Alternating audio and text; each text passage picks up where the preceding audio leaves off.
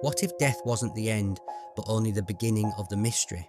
Two people, 2 decades apart, two cold cases that have puzzled investigators, haunted families, and left behind more questions than answers. In small-town Indiana, a man named Clarence Roberts supposedly perished in a fiery car explosion. But years later, someone who looked exactly like him was spotted alive, a coffin buried. But was it truly his body inside? Meanwhile, up in British Columbia, Canada, a woman named Cindy James was found dead under bizarre and terrifying circumstances. Before her death, she reported being stalked, attacked, and harassed for years, but no one ever caught the culprit. Her death was ruled as not a murder, but what else could it have been? Two chilling stories: faked death or fatal obsession, murder, or something far more twisted. In today's video, we dive deep into the cold, confusing and captivating cases of Clarence Roberts and Cindy James.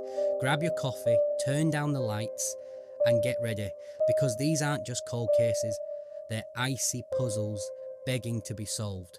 Let's begin.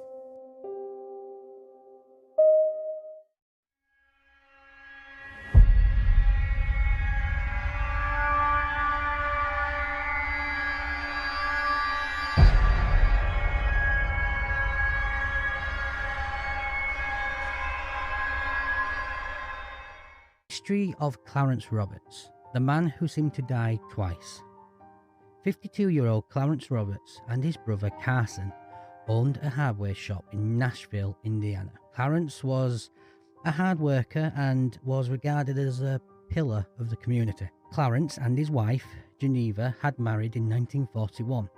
She had come from humble beginnings and stood by him whilst he built his business, raising 4 children and moving into progressively nicer surroundings, eventually even acquiring 3 luxury cars and a large house. However, the profit from Clarence's hardware store was insufficient to finance this upper-class lifestyle, and the Robertses were in heavy debt. To cover the large expenses, Clarence sold his hardware shop and rolled over the capital into several grain elevators and an apartment complex.